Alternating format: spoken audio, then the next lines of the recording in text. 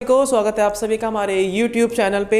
और बच्चों हम आज करने वाले हैं एक ऐसा कंसेप्ट जो बहुत इंपॉर्टेंट है आपके एग्जाम के पॉइंट ऑफ व्यू से। आज हम करने वाले हैं न्यू सेंटर्स ऑफ पावर में एक ऐसी कंट्री की बात जो यूएसएसआर की जगह लेकर यूएस को सही से टक्कर दे सकती है। उसका नाम है कंट्री का क्या? चाइना। ठीक है, अब तक हम लोग पढ़ चुके हैं एशियन के बारे में, हम लोग पढ़ चुके हैं ईयू के बारे में। आज हम पढ़ने वाले हैं चाइना के बारे में। चाइना जो है ना, ऐसा कहा जाता है कि भाई चाइना 2040 तक यूएस की इकोनॉमी को ओवरटेक करके वर्ल्ड की लार्जेस्ट इकोनॉमी बन जाएगी। ठीक है, ऐसा क्यों? क्योंकि चाइना ने 1970s में बहुत तगड़े तगड़े रिफॉर्म्स किए थे जो हम पढ़ेंगे आगे। उन रिफॉर्म्स की जो रिजल्ट रहे उसकी तेज़ी के बाद ऐसा लगा कि भाई शायद जो है अमेरिका को ओवरटेक कौन करेगा? वो यूएस कर लेगा। आप सभी जानते हैं चाइनीज़ रिवॉल्यूशन हुआ था कब? 1949 में। और चाइना ने अपनी इकोनॉमी के लिए सोवियत मॉडल को चुना था। उसके पास भी दो ऑप्शंस थे तो उसने सोवियत मॉडल को चुना था। चाइना की सबसे बड़ी खूबी ये थी कि चाइना में कम्युनिज्म और सोशलिज्म था, तो उसी के अकॉर्डिंगली चाइना में एजुकेशन, एम्प्लॉयमेंट, हेल्थ फैसिलिटीज़ सबको गारंटीड मिलता था। ठीक है, ये चाइना की खूबी थी। ठीक है बच्चों, कि वहाँ पे सबको रोटी कपड़ा मकान रोजगार सबको वहाँ पे मिल रहा था। उसी के साथ साथ उसकी जो इकोनॉमी थी उसकी ग्रोथ रेट 5 to 6% ऊपर जा रही थी, यानी कि अब तक चाइना में सब कुछ अच्छा हो रहा था। लेकिन एक दिक्कत जो थी वो चाइना की इकोनॉमी को बिल्कुल डाउन लेके आ रही थी, मतलब जो उसके लिए काफ़ी एक नुकसान पैदा कर रही थी। वो क्या थी? वो थी उसकी पॉपुलेशन ग्रोथ। देखो, इकोनॉमी जा रही है ऊपर, अच्छी बात है, इकोनॉमी ग्रो कर रही है, अच्छी बात है, लेकिन अगर साथ साथ पॉपुलेशन भी 2 से 3% ग्रो करती है तो मतलब क्या? मतलब है कि ये काफ़ी गलत इम्पैक्ट डाल रही है आपकी इकोनॉमी पे, आपको काफ़ी वो ख़राब कर रही है। ठीक है ना? तो इस चीज़ को देखते हुए चाइना ने 1970s में, कब? चाइना ने 1970s में कुछ रिफॉर्म्स किए, बहुत ही इंपॉर्टेंट रिफॉर्म्स थे ये। और ये दो जो आप देख रहे हो पार्ट्स, ये बहुत ज़रूरी है आपके एग्जाम के पॉइंट ऑफ व्यू से। ठीक है, तो वो रिफॉर्म्स हम पढ़ने वाले हैं। रिफॉर्म नंबर 1, देखो आप सभी जानते हैं चाइना और यूएस पहले अलग अलग थे क्योंकि चाइना ने यूएसएसआर को ज्वाइन किया था। तो उसी को देखते हुए क्या हुआ, चाइना ने अमेरिका से, यानी कि चाइना ने यूएस से 1972 में अपना आइसोलेशन यानी कि अपना अकेलापन दूर किया, यानी कि चाइना ने दोबारा से अमेरिका से अपने रिश्तों को इस्टेब्लिश करना स्टार्ट किया। China ended its political and economic isolation with US in 1972।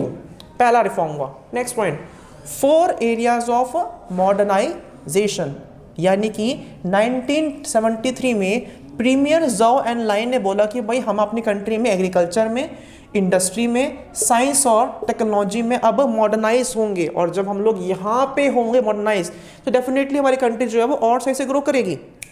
Next point हमारा का open door policy 1978 Deng Xiaoping, इस बंदे ने अपने कंट्री के द्वार खोल दिए कि हम तुम्हारे देश में जाएंगे व्यापार करने और तुम मेरे देश में आना व्यापार करने। अल्टीमेटली वो क्या फायदा हो ही रहा है जाना कुछ चीज़ से, आप देख ही रहे हैं। Next point, privatisation of agriculture in 1982 and industry का 1998। चाइना ने अपनी एग्रीकल्चर को और इंडस्ट्री को प्राइवेट कर दिया इन ईयर्स में। डेफिनेटली ग्रोथ हुई। एंड लास्ट में उसने, चाइना ने स्पेशल इकोनॉमिक जोन से ट्रेड बैरियर्स को भी रिमूव करना स्टार्ट किया। जब उसने ऐसा करना स्टार्ट किया तो हमारे सामने हुआ ये कि चाइना की इकोनॉमी बहुत ऊपर जाने लगी। तो ये जो आपने पढ़े क्या थे? रिफॉर्म्स थे। अब इन रिफॉर्म्स का क्या फ़र्क पड़ा वो हम पढ़ेंगे, मतलब फ़र्क पड़ा नेगेटिव भी, फ़र्क पड़ा पॉजिटिव भी। तो पहले हम लोग पढ़ने वाले हैं इसके positive consequences. So remarkable rise in agriculture production and rural income. ठीक है, एग्रीकल्चर को जो उन्होंने प्राइवेट किया तो उससे वहाँ की प्रोडक्शन बढ़ी और साथ साथ उसकी रूरल मतलब लोगों की वहाँ की इनकम भी बढ़नी शुरू हुई। नेक्स्ट पॉइंट, ग्रोथ हुई किसकी? रूरल इंडस्ट्री की, due to high personal savings. ठीक है ना, रूरल इंडस्ट्री बिल्कुल ग्रो कर रही थी क्योंकि लोगों के पास अब सेविंग्स थी, लोग अपना पैसा अपना जोड़ना स्टार्ट कर चुके थे। इकोनॉमी ग्रो, वहाँ की चाइना की इकोनॉमी एक फास्टर रेट से जो है वो ग्रो कर रही थी। फॉरेन ट्रेड में भी काफ़ी अच्छा राइस हो गया था और चाइना एक बहुत अच्छी डेस्टिनेशन बन गया था फॉरेन डायरेक्ट इन्वेस्टमेंट के लिए। मतलब हर किसी को चाइना के साथ में व्यापार करने का शौक था, उसको मन था कि वहाँ करेंगे हम लोग।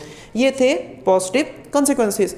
अब हर चीज़ के दो पहलू होते हैं, तो इस रिफॉर्म्स का दूसरा पहलू था वहाँ के नेगेटिव कॉन्सिक्वेंसेस, यानी कि वहाँ पे चाइना में बेरोज़गारी बढ़ गई। क्यों? जब मशीनें आ जाएंगी तो 100 बंदों वाला काम जो 10 लोग करेंगे, 90 लोग क्या हो जाएंगे? बेरोज़गार। अनपढ़ लोग क्या हो जाएंगे? बेरोज़गार। वहाँ पे 100 मिलियन लोग क्या हो गए थे? जॉब्स अपनी ढूंढना शुरू कर दिए थे, उन्होंने शुरू किया था अपना। नेक्स्ट पॉइंट पे, फीमेल एम्प्लॉयमेंट और उनकी कंडीशन बहुत ज़्यादा ख़राब हो गई थी। जब मशीनें आएंगी तो ऑब्वियस बात है एनवायरमेंटल भी डिग्रेडेशन भी होगा और आपका करप्शन भी अब जो है वो फैल जाएगा। और जब अमीर और अमीर होता है और गरीब होगा तो डेफिनेटली बेटा इकोनॉमिक इनइक्वालिटी भी खराब, मतलब वहाँ पे राइज होगा, मतलब बढ़ जाएगी। तो ये बेटा जो हमने इस चैप्टर का ये लास्ट पार्ट जो हम लोगों ने कर लिया है, ये बेटा आपको बताता है चाइना के बारे में। हमने एशियन पढ़ा, हमने ईयू पढ़ा, हमने पढ़ लिया क्या? हमने पढ़ लिया चाइना। ये तीनों में से 1 से 2 क्वेश्चन आपके एग्जाम्स में जरूर आएंगे। आई होप बेटा आपको ये समझ में आ गया हो। यहाँ तक के लिए इतना ही, मिलते हैं बहुत जल्द आपसे हमारी नेक्स्ट वीडियो में। Thank you so much.